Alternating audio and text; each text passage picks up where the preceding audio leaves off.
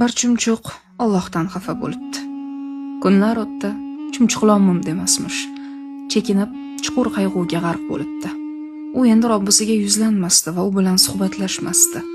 Farishtalar chumchuq haqida Allohdan qiziqib so'rashdi. Har safar Alloh farishtalarga u qaytadi deb javob berar ekan. Chunki uning ovozini eshitadigan yagona quloq menman. Uning mitti qalbidagi og'riqni biladigan ham o'zimman, derdi. Bir muddatdan so'ng ko'zlari yoshga to'lgan chumchuq daraxt shoxiga qo'ndi. Qudrati cheksiz Robbim chumchuqni va nihoyat chaqirdi. Menga ayt ey chumchuq, seni qiynab yuragingni qayg'uga to'ldirgan qanday muammoing bor? Farishtalar chumchuq nima deyishini bilmoqchi bo'lib unga qarashdi.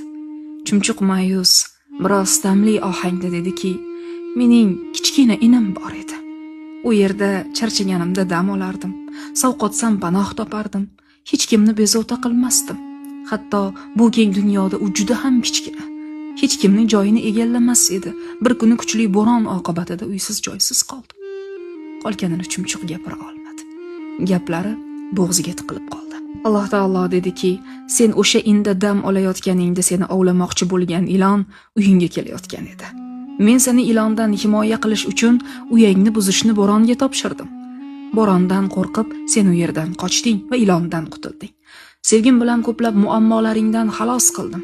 Endi sen mening sevgim va do'stligimni ko'rmasdan o'tkinchi baloni sabab qilyapsan. Bu kutilmagan javobdan chumchuqning ko'zlari yoshga to'ldi. Uni behad sevgan Allohning rahim shafqati va muhabbatidan hayratga to'lib achchiq yig'lay boshladi. Ya Alloh, meni affet, deya olardi uyat bilan.